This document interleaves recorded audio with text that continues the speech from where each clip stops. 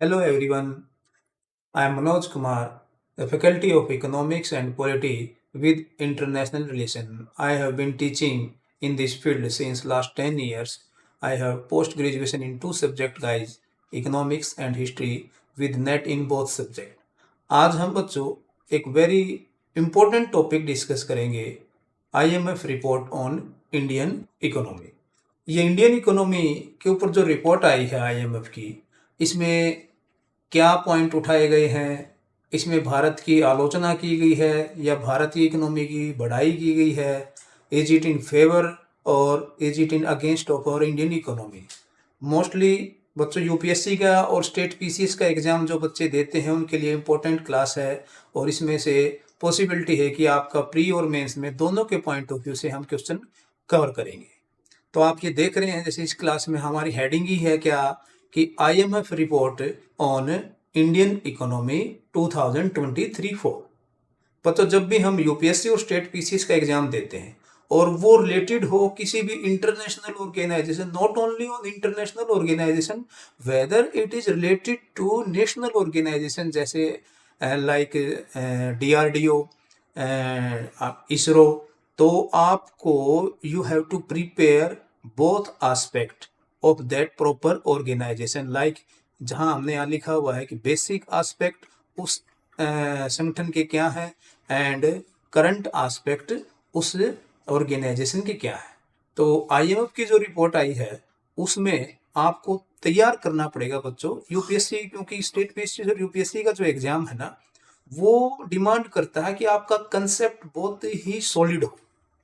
अगर कंसेप्ट आपका क्लियर नहीं है ना तो आपका क्वेश्चन जो है वो गलत होने की संभावना ज़्यादा रहती है, क्योंकि हम जानते हैं कि इसमें तुक्के तो लगते नहीं है। तो आपकी नॉलेज इतनी डीप लेवल की हो, स्टडी आपकी अच्छी हो, प्रैक्टिस अच्छी हो, तो उसी पॉइंट ऑफ व्यू से आपका एग्जाम क्लियर होता है। अब देखते हैं हम इसमें, देखो बेसिक एस्पेक्ट क्या है कि जो आईएमएफ की रिपोर्ट है उसमें बेसिक एस्पेक्ट आपको पढ़ना पड़ेगा कि आईएमएफ का हिस्टोरिकल बैकग्राउंड क्या है और उसकी फाउंडेशन क्यों हुई, कैसे हुई, उसके फंक्शंस क्या हैं और उसके पर्सनल क्या हैं। Personal means what is the governing body of IMF. Governing body means you are looking here a picture for your understanding, making understanding better way that there are some officers of IMF. These officers can be divided in further point of view of our classes that it has two part, governing body and executive body. Then इसको हम अगले point of view से discuss करेंगे। दूसरा point है बच्चों यहाँ पर करंट एस्पेक्ट। इस करंट एस्पेक्ट में आपको क्या पढ़ना है, आईएमएफ ने दो पॉइंट ऑफ व्यू से हमारी ये रिपोर्ट दिखाई इंडियन इकोनॉमी की। एक इसमें पॉजिटिव साइंस क्या है, यानी कि सकारात्मक चिन्ह क्या है, दूसरा इसमें चैलेंजेस क्या है, यानी कि प्रॉब्लम क्या आ सकती है। तो जो पॉजिटिव साइन है उन्होंने क्या कहा कि भाई हमारी जो जीडीपी ग्रोथ है वो बढ़ रही है, एम्प्लॉयमेंट भी हमारा बढ़ रहा है, इन्फ्लेशन हमारी अकॉर्डिंग टू टारगेट चल रही है, और जो current account of balance of payment है यानी कि बीओपी, जिसमें हम देखते हैं कि हमारा जो इंटरनेशनल ट्रेड है, इसका मतलब इसमें हमारे जो एक्सपोर्ट हैं और जो हमारे इंपोर्ट हैं वो किस लेवल पे, किस ट्रेंड पे जा रहे हैं, इसमें हम स्टडी करेंगे। आपको पता है 1962 2022 यानी कि इतने सालों तक का हम इसमें कुछ अलग से स्टडी भी बताएंगे, क्योंकि क्वेश्चन कभी भी यूपीएससी और स्टेट पीसीएस में फैक्चुअल नहीं आता बच्चों, लेकिन फैक्ट हमें पढ़ने पड़ते हैं क्योंकि वो जरूरी है। फिर भी उसमें क्या आता है कि उसमें हम यूपीएससी में जाते हैं या स्टेट पीसीएस में जाते हैं तो वो ट्रेंड देखते हैं कि उसमें ट्रेंड क्या है, ट्रेंड मतलब फ्लक्चुएशन की उतार चढ़ाव उसमें क्या रहा। ठीक है, तो ये तो हमारा था इंट्रोडक्शन पार्ट कि IMF report on Indian economy, basic aspect and current aspect, and current aspect was divided in is divided in two part, positive signs and challenges.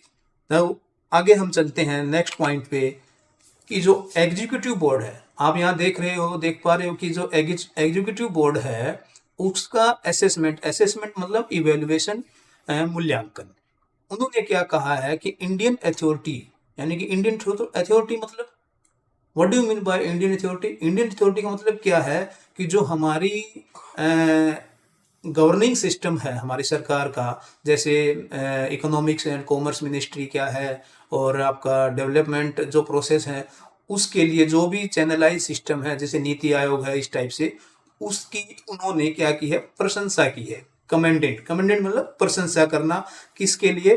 Prudent government policy. Prudent का मतलब देखो मैंने आपको समझाने के लिए यहाँ लिखा हुआ है कि जो पॉलिसी सेंसेबल हो, केयरफुल हो और मेकिंग जजमेंट। मेकिंग जजमेंट का मतलब यहाँ पर क्या है पता है बच्चों? इसका मतलब क्या है कि हमारी सरकार कोई वेट नहीं करेगी कि इकोनॉमी कैसे रिएक्ट कर रही है, पहले से ही एक्सपेक्टेशन लगा के हम सेल्फ डिसीजन ले लेंगे ताकि इकोनॉमी वर्स्ट मोड में न जाए, यानी कि वो हमारे कंट्रोल में रहे। इस पॉइंट ऑफ व्यू के लिए आईएमएफ ने हमारी गवर्नमेंट की, हमारी पॉलिसीज की क्या की है? एक ऑफिशियल प्रशंसा की है। चलो, अब ये जो एग्जीक्यूटिव बोर्ड असेसमेंट है जिसने जो प्रशंसा की अथॉरिटी, तो उसमें हम देखो इस प्रकार से आगे क्लासिफिकेशन कर सकते हैं, एक मैक्रो इकोनॉमिक पॉलिसी और दूसरी आपका स्ट्रक्चरल रिफॉर्म। अब ये मैक्रो इकोनॉमिक पॉलिसी देखो हमने ये क्लासिफिकेशन इसलिए किया है ताकि आप इस टॉपिक को डीपली समझ सको, क्योंकि जो इकोनॉमिक सब्जेक्ट है बच्चों, वो इंडियन इकोनॉमी तो आप पढ़ रहे हो लेकिन आपको बेसिक इकोनॉमी की नॉलेज होनी चाहिए। इकोनॉमिक्स क्या है, माइक्रो क्या है, मैक्रो क्या है, वो तो एक्सपेक्ट करेगा ही करेगा हर टीचर, चाहे मैं हूँ चाहे कोई और टीचर हो, वो तो आपको मतलब कि जानना ही चाहिए कि मैक्रो इकोनॉमिक पॉलिसी क्या है, क्योंकि ये इंडियन इकोनॉमी से रिलेटेड है प्लस करंट से रिलेटेड है, तो आपको मैक्रो इकोनॉमिक पॉलिसी का पता होना चाहिए। फिर भी हमने आपको अंडरस्टैंडिंग बेटर करने के लिए क्या किया क्लासिफिकेशन, देखो मैक्रो इकोनॉमिक पॉलिसी में आएगा फिस्कल पॉलिसी, एंड दूसरा है क्या? मॉनेटरी पॉलिसी, और थर्ड क्या है? Financial reform. ये जो फाइनेंशियल रिफॉर्म है, जो वित्तीय सुधार है, ये दोनों से ही रिलेटेड है, यानी कि मॉनेटरी पॉलिसी भी रिलेटेड है और ये फिस्कल पॉलिसी से भी रिलेटेड है, लेकिन आपको अच्छी तरह समझ में आ जाए इसलिए हमने इसका क्या कर दिया क्लासिफिकेशन।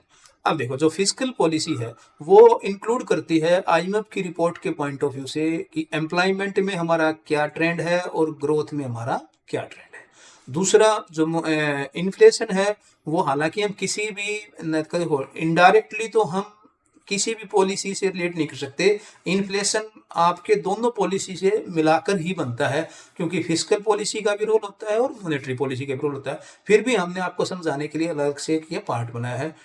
तीसरा ये third is one financial reforms. Financial reforms का मतलब क्या है कि जो हमारा बैंकिंग सिस्टम है, जो हमारा कैपिटल मार्केट है, जैसे सिडबी है, सेबी है और हमारा आरबीआई है, वो कैसे काम कर रहा है, क्या वो सही नॉर्म्स पे चल रहा है, इन सब को आरबीआई ने क्या किया है? कमेंडेड, मतलब कि इनकी प्रशंसा की है, यानी कि हमारी इकोनॉमी जो है वो अच्छे लेवल पे चल रही है। दूसरी तरफ जो है वो है स्ट्रक्चरल रिफॉर्म्स, लेबर रिफॉर्म्स और ह्यूमन कैपिटल। जो लेबर रिफॉर्म्स है इसका मतलब क्या है कि हमारे श्रम से संबंधित क्या सुधार हुए हैं, इसका मतलब हमारा जो वर्क फोर्स है वो कैसा है, लेबर्स में जो वुमेन है उनकी क्या पार्टिसिपेशन है, कि वुमेन पार्टिसिपेशन क्या है। दूसरा जो ह्यूमन कैपिटल फॉर्मेशन का मतलब एक थोड़ा सा हम एक परिभाषा दे देते हैं कि देखो हमें हेल्थ भी चाहिए, हमें एजुकेशन भी चाहिए, हमें ट्रेनिंग भी चाहिए, हमें स्किल्स भी चाहिए, जैसे हमारा मेक इन इंडिया प्रोग्राम है, स्किल इंडिया प्रोग्राम है, तो उससे क्या होता है कि हमारी प्रोडक्टिविटी बढ़ती है, यानी कि हमारी जो जनसंख्या है वो देश पर बोझ नहीं होगी, क्योंकि प्रोडक्टिविटी बढ़ेगी, स्किल्स बढ़ेगी, तो हमारा प्रोडक्शन क्या होगा? बढ़ेगा, और प्रोडक्शन बढ़ेगा तो देश को क्या होगा? फायदा होगा। ऐसे में जो हमारे ह्यूमन है वो किस में चेंज हो जाएंगे बच्चों? कैपिटल में, यानी कि when a government invest in basic needs then human turn into capital formation. Is it clear? तो नेक्स्ट हम चलते हैं। अब देखिए हमने एक एक पॉइंट, देखो फिर एक बार दिखा रहा हूं आपको, यहां पर हमने क्या दिखाया था, देखो एम्प्लॉयमेंट एंड ग्रोथ, तो पहले हम इन दो को ही डिस्कस करेंगे, एम्प्लॉयमेंट एंड ग्रोथ। अब देखो हमें पता है कि भी हमारा क्या पूरी दुनिया ही जो है वो कोविड से परेशान थी। 2021 और 23 लगभग 3 साल कोविड के कारण क्या था, सब कुछ जाम था। हम जानते हैं कितना खतरनाक टाइम था उसको भी हमने क्या कर दिया, आईएमएफ कह रहा है कि हम उसको सरपास, हम क्या पूरी दुनिया उसको सरपास कर चुकी है, यानी कि हम उस लेवल से अब क्या हो चुके हैं, एग्जिट हो चुके हैं, हम उससे क्या आ चुके हैं, बाहर आ चुके हैं। दूसरा क्या है, informal sector. Informal sector continuous to dominate, यानी कि ये अभी भी हमारा डोमिनेट है। अभी कई बच्चों को तो ये पता ही नहीं कि इनफॉर्मल सेक्टर क्या होता है एम्प्लॉयमेंट पॉइंट ऑफ व्यू से। इनफॉर्मल बच्चों देखो कोई फिशरी कर रहा है, कोई फॉरेस्ट्री कर रहा है, कोई एग्रीकल्चर में है, किसी के ट्रांसपोर्टेशन है, किसी का प्रॉपर्टी डीलिंग का बिजनेस है। तो जिस बिजनेस में, जिस रोजगार में किसी भी प्रकार का कोई एग्रीमेंट नहीं होता, कोई भी पेपर वर्क या कॉन्ट्रैक्ट नहीं होता, और सिर्फ वो क्या होता है, एक म्यूचुअल अंडरस्टैंडिंग पे काम चलते हैं, उसको हम इनफॉर्मल सेक्टर कहते हैं। और ये जो इनफॉर्मल सेक्टर है इसको सामान्य भाषा में हम अनऑर्गेनाइज्ड भी कह सकते हैं। अनऑर्गेनाइज्ड मतलब असंगठित क्षेत्र।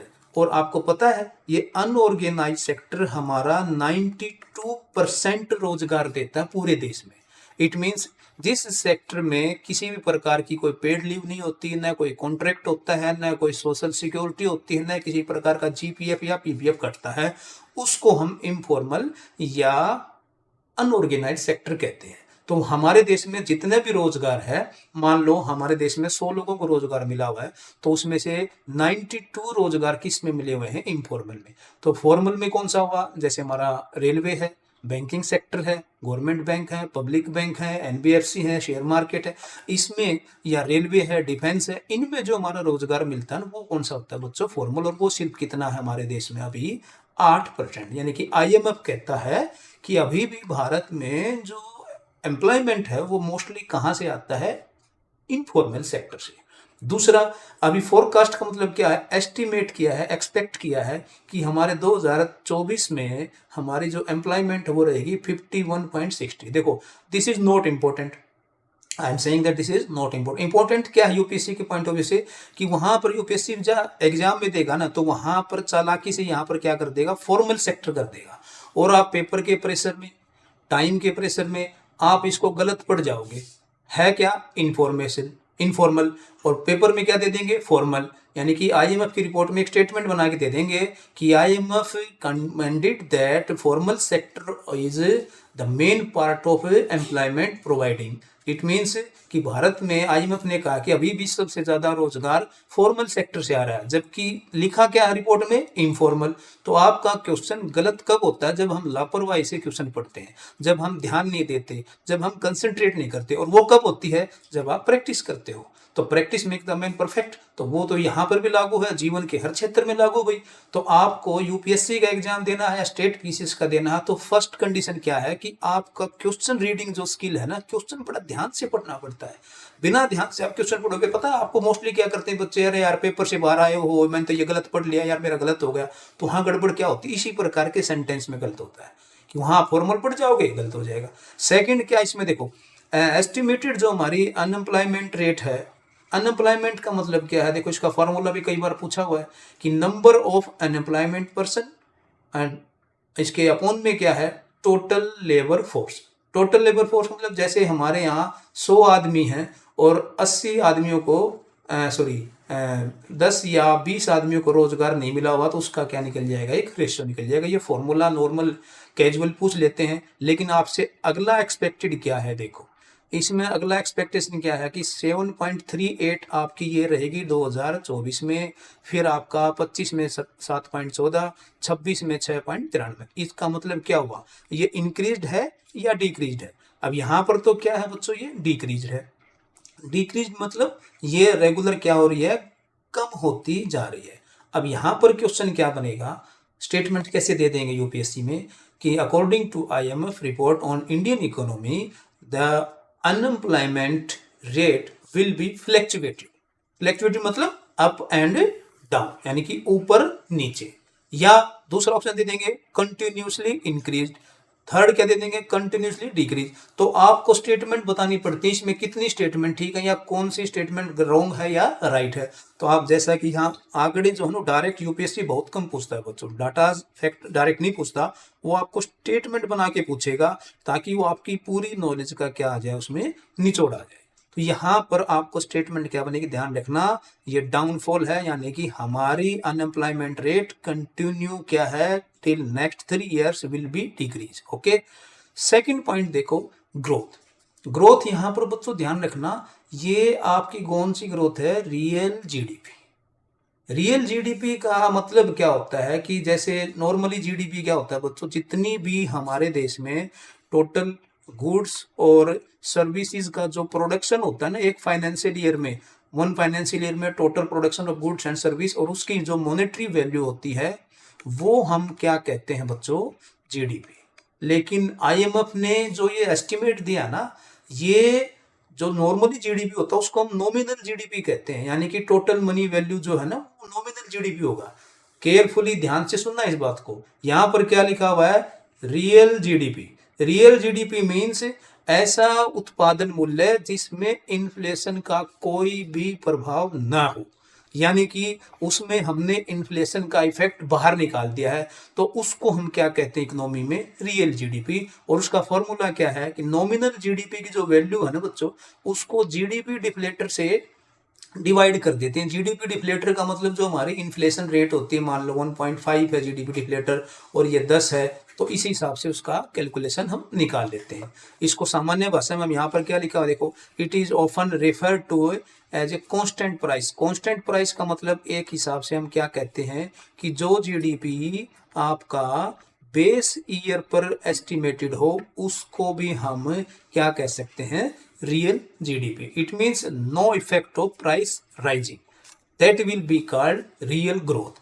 तो जो रियल जीडीपी है वो कितना एस्टिमेट बताया है, 6.3% इन 2023 एंड 24, और यही सेम रहेगा, ध्यान रखना 2024-25 में भी ये क्या है, सेम है, यानी कि चेंज नहीं हो रहा। अब यहाँ पर फिर स्टेटमेंट बना देगा यूपीएससी क्या, कि यहाँ पर रियल की जगह क्या दे देगा, नॉर्मल जीडीपी दे देगा, तो भी वो आंसर गलत हो जाएगा। वहां पर नॉमिनल दे देगा तो भी आंसर गलत हो जाएगा, क्योंकि हम नॉर्मल जीडीपी लिख देते हैं तो वो भी किसको इंडिकेट करता है, नॉमिनल जीडीपी को इंडिकेट करता है, न कि रियल को। यानी कि मेंशन करना पड़ेगा यूपीएससी को अगर वो रियल जीडीपी दे रहा है, अदरवाइज वो स्टेटमेंट क्या हो जाएगी, गलत हो जाएगी। दूसरा, अब देखो ये जो ग्रोथ है ये किस पे डिपेंड करती है बच्चों, this is supported by macro economics and financial stability.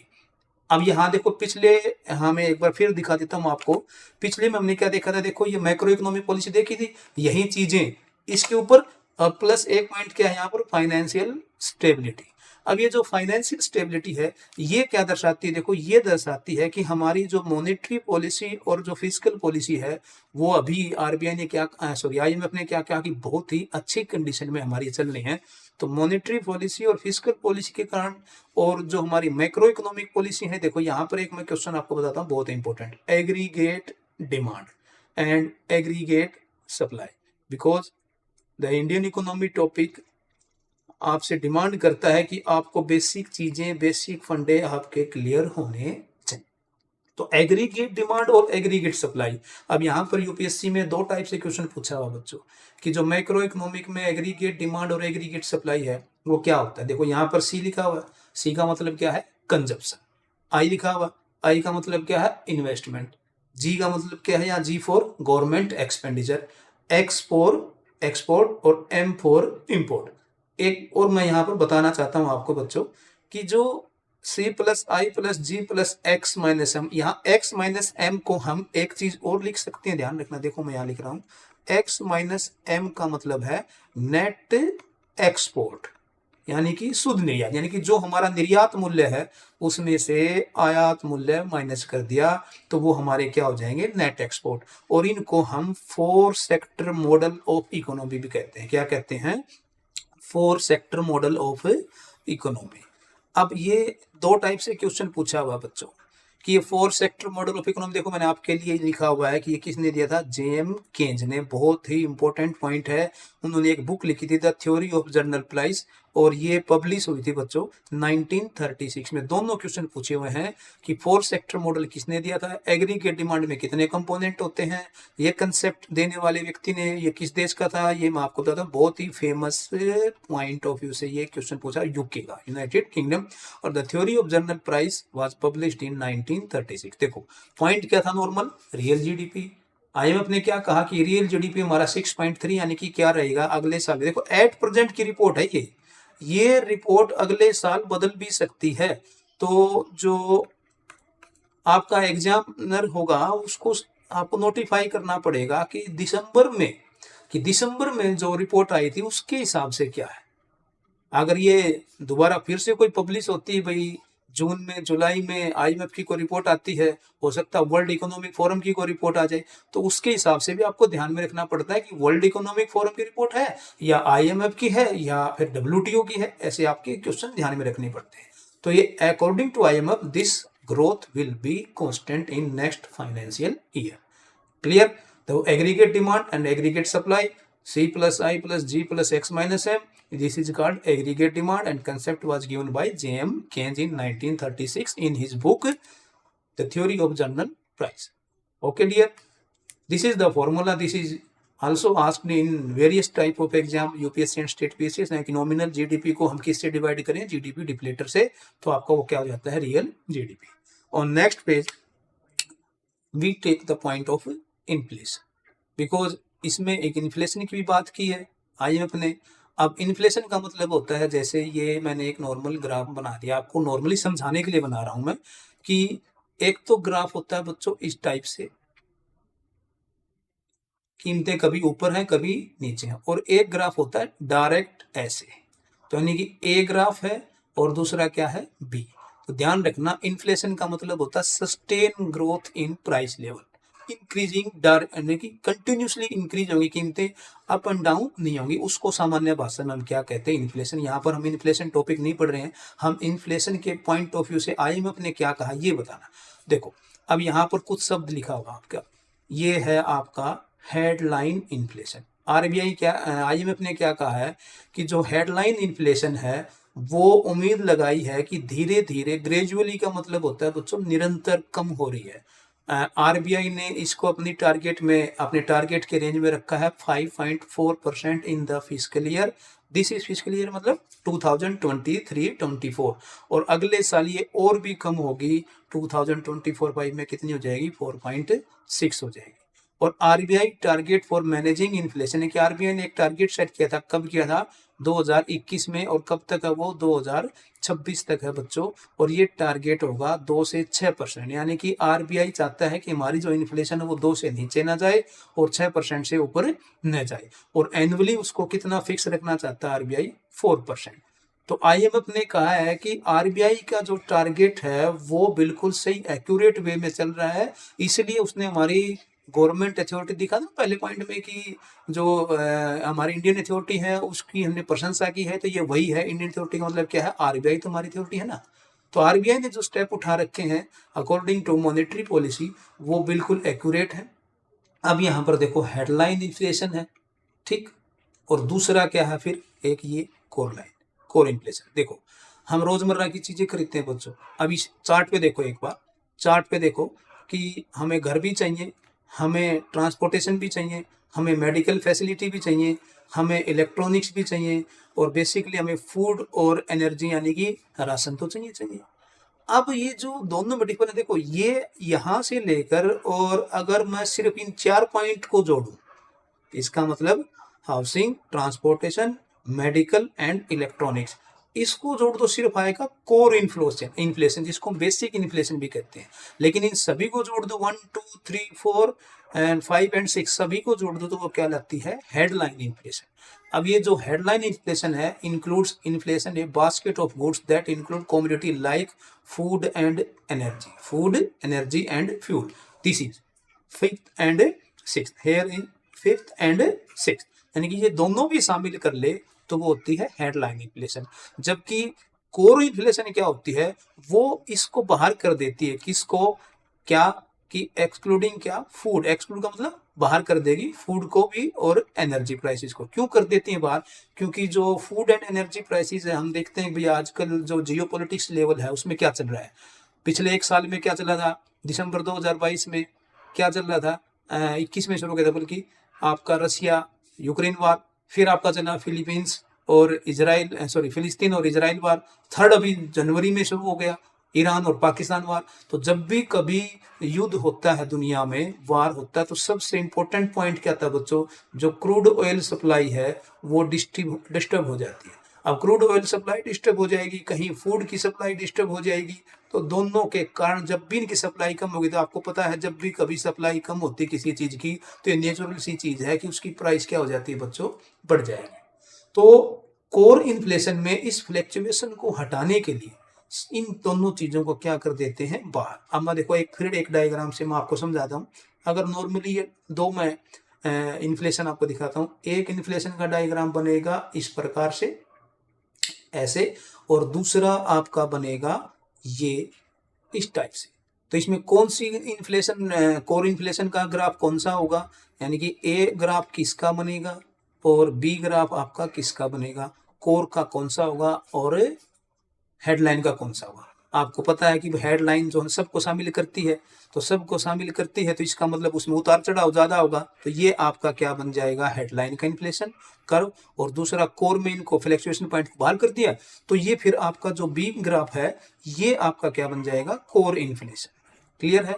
अब यहाँ पर देखो एक स्टडी है, स्टडी क्या कहती है कि जो आपकी डेवलप्ड कंट्री है ना, डेवलप्ड कंट्री में क्या है, फूड और फ्यूल थोड़ा सा कम मैटर करता है भाई, क्योंकि वो ऑलरेडी एक नेक्स्ट रिसोर्स पे जा चुके हैं। और आपको ही पता है कि फूड और जो फ्यूल है हमारा फॉसिल फ्यूल 2070 तक कोयला भी खत्म हो जाएगा, पेट्रोल भी लगभग कम हो रहा है, तो सभी अल्टरनेट रिसोर्स देख रहे हैं। तो डेवलप्ड कंट्री तो अपने आप को अच्छे लेवल पे ले जा चुके हैं, तो उनके यहाँ तो सिर्फ ये 10 से 15% ही इफेक्ट करता है जो फूड एंड फ्यूल। लेकिन जो हमारा जो कंजप्शन का, लेकिन जो हमारे डेवलपिंग कंट्री जैसे इंडिया हुआ, बांग्लादेश हुआ, पाकिस्तान हुआ, श्रीलंका हुआ, इनमें आपका ये 30 से 40% इन्फेक्ट करता है हमारा, यानी कि हमारी आजीविका का, हमारे जीवन का 40% प्रभावित होता है किससे, पेट्रोल के तेल से, डीजल के तेल। हाई तो बमस्ती रहती है हमारे देश में, वैसे भी पेट्रोल बढ़ गया, डीजल बढ़ गया, तो क्योंकि हमें अभी developing country mostly fossil fuel पे डिपेंड है, क्योंकि हमारे यहाँ अभी अल्टरनेट अभी उतने मजबूत नहीं हुए हैं जितने विकसित देशों में। फिर भी उसकी भी प्रशंसा की IMF ने, उसमें भी IMF ने कहा कि भारत इस चीज में भी बहुत अच्छा कर रहा है। तो जो कोर इन्फ्लेशन वर्ड है वो दिया था ओटो एक्सटिन ने, जर्मन अमेरिकन इकोनॉमिस्ट थे 1981। तो इन्फ्लेशन के पॉइंट ऑफ व्यू से बच्चों आप, मैं उम्मीद करता हूं कि आप ये चीज़ समझ गए होंगे कि इन्फ्लेशन के लिए RBI की तारीफ की है IMF ने, और IMF ने क्या कहा है कि भाई हेडलाइन इन्फ्लेशन ये एक्सपेक्ट रहेगी और हमारा टारगेट क्या है। यहाँ पर फैक्चुअल क्वेश्चन इसलिए बन सकता है क्योंकि ये बहुत इंपॉर्टेंट पॉइंट है। नेक्स्ट पॉइंट बच्चों हम करते हैं, देखो ये करंट अकाउंट डेफिसिट। जैसे हमने शुरू में क्योंकि क्लासिफिकेशन किया था, हम एक एक पॉइंट उठा रहे हैं। अब ये जो करंट अकाउंट डेफिसिट है बेटो, ये किसका है, ये है balance of payment. Balance of payment का मतलब क्या होता है, नॉर्मली मैं आपको समझा देता हूँ कि देखो ये मान लो हमारा वर्ल्ड है, ठीक है, और ये हमारा देश है, ठीक है। और यहाँ से हम देखो कोई सामान इस दुनिया, इस वर्ल्ड में भेजेंगे तो ये आपका क्या होगा, एक्सपोर्ट, क्योंकि हम सामान भेज रहे हैं। और यहाँ से कोई सामान हमारी तरफ आएगा तो ये क्या होगा, इंपोर्ट, यानी कि इसको हम क्या कहेंगे, इंपोर्ट, और इसको हम क्या कहेंगे, एक्सपोर्ट। जैसा आपने देखा था फर्स्ट पेज पे कि एक्सपोर्ट और इंपोर्ट का डिफरेंस, यानी कि इन दोनों की वैल्यू को हम काउंट करें कि एक फाइनेंशियल ईयर में, उसको हम क्या कहेंगे बच्चों, बैलेंस ऑफ पेमेंट। अब इसमें IMF ने क्या बोला है कि हमारे एक्सपोर्ट के ऊपर उन्होंने बड़ी अच्छी बात की है कि बैलेंस ऑफ पार्ट है। तो इसमें क्या होगा कि जो डेफिसिट क्या होता है, करंट अकाउंट डेफिसिट का मतलब होता है कि जो हम एक्सपोर्ट भेज रहे हैं वो उसकी वैल्यू क्या हुई और इंपोर्ट की वैल्यू क्या हुई। आपको पता है अभी जब रसिया यूक्रेन में वार चल रहा था तो पूरा वर्ल्ड में गेहूं की सप्लाई हमने की थी, मोस्टली यूरोप में, क्योंकि एक ज़माना वो भी था कि भाई हम खुद अमेरिका से क्या मंगाते थे, PL 480 गेहूँ। ये भी पब्लिक लॉ है, PL की फुल फॉर्म क्या है, पब्लिक लॉ है। हालांकि ये जो समझौता था हमारा 1961 में हुआ था, ये हम यहाँ पर डिस्कस नहीं कर रहे हैं, फिर एक्स्ट्रा बता रहा हूँ आपको बस कि किसी ज़माने में हम गेहूँ भी इंपोर्ट करते थे। और ये PL 480 का मुद्दा भी उठा था क्योंकि इसके थ्रू अमेरिका जो है वो दूसरे देशों की जासूसी करते थे।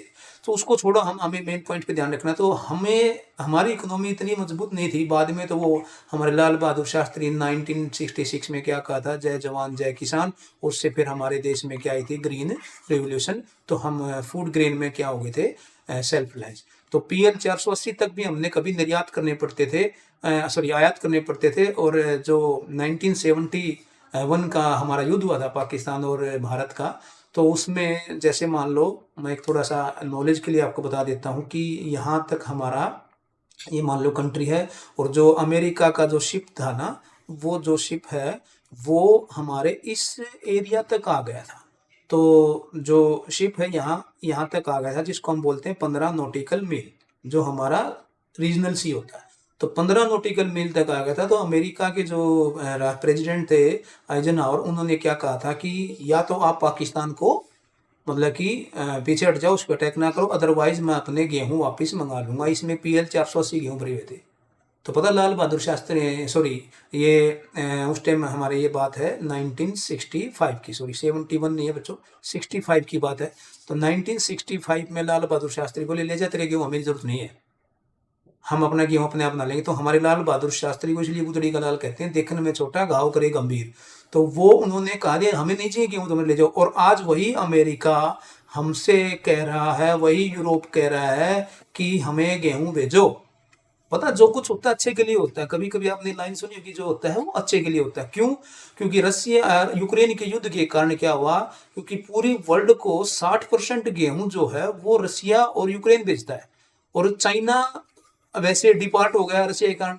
तो यूरोप को पता चल गया कि हमारे गेहूं की जो क्वालिटी है वो अच्छी है, क्योंकि उनके अंदर एक मानसिकता थी कि इंडिया का गेहूं यार ये तो अच्छा नहीं हुआ है, क्वालिटी नहीं है। तो अब वो उन्होंने हमारा गेहूं यूज किया, तो हमारे मार्केट बनी। तो जब भी कभी कभी कुछ चीजें ऐसी होती हैं जो दुनिया में घटित होती हैं, तो वो हमें फायदा कर जाती हैं। लेकिन इंसानियत से ऊपर बच्चों कुछ नहीं होता। युद्ध तो युद्ध है फिर भी। तो यहाँ पर हम देखते हैं कि जो एक्सपोर्ट वैल्यू है, अगर इंपोर्ट वैल्यू से कम हो जाए तो उसको हम क्या बोलते हैं, करंट अकाउंट डेफिसिट। अब इन्होंने क्या कहा कि भी ये जो है 1.8% था जून 2023-24 में, और इसको एक्सपेक्ट किया कि अब ये सुधरेगा, और ये हो गया 1.1% इन सितंबर 2023, जबकि पिछले साल ये क्या था 3.8%। इसका मतलब क्या है कि हमारा जो मर्चेंडाइज एक्सपोर्ट, मर्चेंडाइज का मतलब होता है बच्चों जो वस्तुएं हम देख सकते हैं, विजिबल टर्म्स, टेंजिबल टर्म्स, तो यानी कि जो वस्तुएं हैं उनका निर्यात हमारा यहाँ पर दिखा रखा है 2024 में एक्सपेक्टेड है 495 से 500 बिलियन डॉलर, और जो सर्विसेज का एक्सपोर्ट है हमारा वो है 400 बिलियन डॉलर। तो आप यूं सोचो कि हमारा लगभग टोटल एक्सपोर्ट कितना हो जाएगा, 900 बिलियन डॉलर। और ये अपने आप में एक क्या होगा बच्चों, रिकॉर्ड होगा कि भारत के एक्सपोर्ट इतने बढ़ रहे हैं। अब एक्सपोर्ट बढ़ रहे हैं, तो जब एक्सपोर्ट बढ़ेंगे तो हमें क्या मिलेगा बच्चों, फॉरेन करेंसी। ठीक है, और फॉरेन करेंसी मिलेगी तो हमारा जो फॉरेक्स रिजर्व है, फॉरेक्स रिजर्व है वो क्या होगा बताओ। जब हमारे सामान बेच के हमारी मुद्रा आ रही है तो फॉरेक्स रिजर्व क्या होगा, वो भी बढ़ेगा। और जो लगभग हमारा अभी 700 बिलियन डॉलर के आसपास चल गया था, लेकिन अभी कुछ पेमेंट के कारण वो 650 के आसपास है। तो जब भी फॉरेक्स बढ़ेगा, हमारे घर में विदेशी मुद्रा आएगी, खासकर जो क्या है डॉलर। हालांकि अब कुछ तो कयास ये भी लगा रहे हैं कि डॉलर का जमाना जाने वाला है, लेकिन भाई उनकी 60-70 साल की पकड़ है, तो इतनी जल्दी डॉलर हिलने वाला नहीं है। फिर भी जो हमारा यूपीआई सिस्टम है, जो यूपीआई, अभी हमें फ्रांस के जो मैक्रोन हमारे आए थे, तो आपको पता है कि उन्होंने भी प्रॉमिस किया कि ये यूपीआई फ्रांस में चल जाएगा। तो यूपीआई जब चलेगा तो लगभग अभी हमारा 17 देशों के आसपास यूपीआई का कॉन्टैक्ट सिस्टम चल रहा है। अगर यूपीआई हमारा रन कर गया तो डॉलर की वैल्यू धीरे धीरे क्या हो जाएगी, कम। फिर भी हम यहाँ पर अभी रिकॉर्ड पे चलते हैं, तो 900 बिलियन डॉलर का हमारा क्या होगा, एक फॉरेक्स रिजर्व बन गया।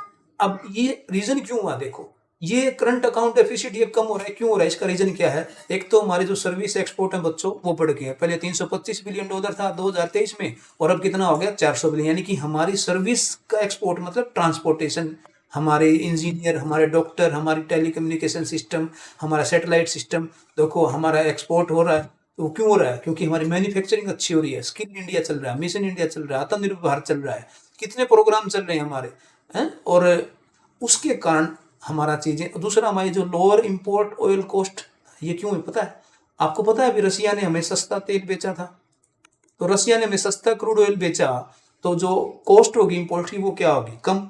अब तेल सस्ता आ रहा था बच्चों, तो जो प्रोडक्शन कॉस्ट होती है, मैन्युफैक्चरिंग कॉस्ट होती है, वो भी क्या हो जाती है, कम हो जाती है। और वो कम होती है तो हमारी वस्तुएं क्या हो जाएंगी, सस्ती, चीपर हो जाएंगी। चीपर हो जाएगी तो उनकी वर्ल्ड में डिमांड क्या होगी, अपने आप नेचुरल चीज है वो डिमांड क्या हो जाएगी, बढ़ जाएगी। और डिमांड बढ़ेगी तो हमारे एक्सपोर्ट भी क्या होंगे, बढ़ जाएंगे। इसी तरह दूसरा क्या देखो, डिजिटलाइजेशन ऑफ पब्लिक इंफ्रास्ट्रक्चर, यानी कि हम जगह, अब देखो मैक्रोन आए अभी लेटेस्ट 2 दिन बाद, पुरानी बात है हमारी, गणतंत्र दिवस पर, तो उन्होंने चाय पी, कुछ खाया, तो पेमेंट किससे की बताओ, यूपीआई से।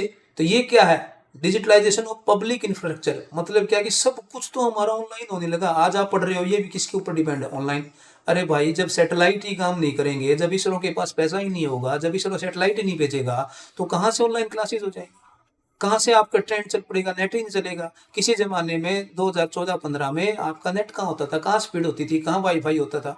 अब आप तो पब्लिक स्टेट पे जाते हो, देखो रेलवे स्टेशन पे भी है हमारा, सिविल एवियंस पे भी है, सब जगह क्या वाईफाई लगा होता है। तो इसको बोलते हैं डिजिटलाइजेशन ऑफ पब्लिक इंफ्रास्ट्रक्चर, यानी कि पब्लिक कुछ डिजिटल फायदा उठाए।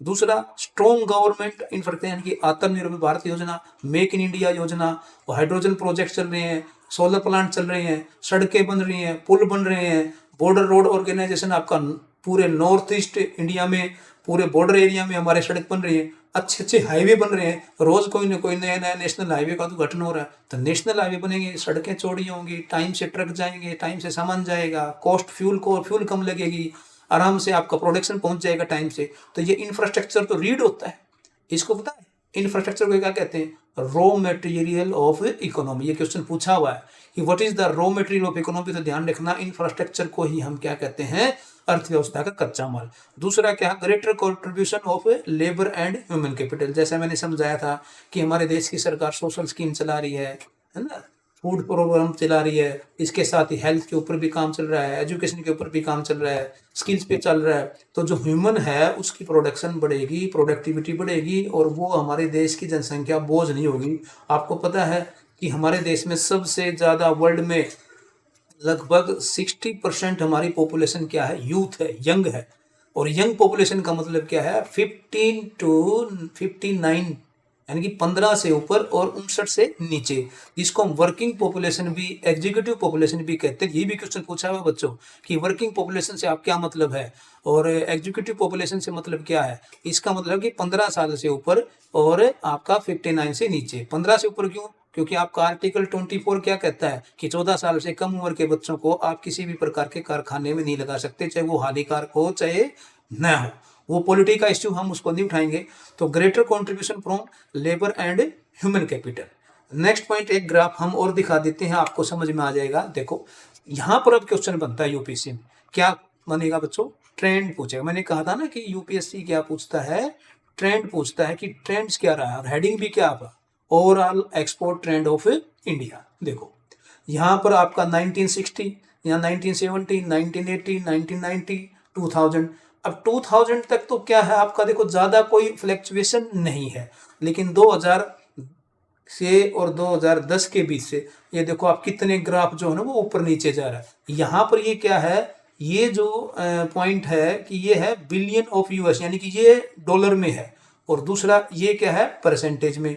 तो अब आपको दिखाने के लिए मैंने यहाँ पर क्या लिखा हुआ, देखो इंडियन एक्सपोर्ट ईयर क्या है, और आपका बिलियन ऑफ डॉलर में क्या, परसेंटेज ऑफ जीडीपी में क्या है। लेकिन हम क्या करेंगे, सिर्फ करंट का उठाएंगे कि 2022 में आपका कितने बिलियन डॉलर का एक्सपोर्ट हुआ है, 759 का, और 2021 में कितना था, 677, 677, और 2020 में कितना था, 4। यानी कि ये क्या हो रहा है, कंटिन्यू बढ़ रहा है या घट रहा है, ये कंटिन्यू क्या हो रहा है बच्चों, बढ़ रहा है।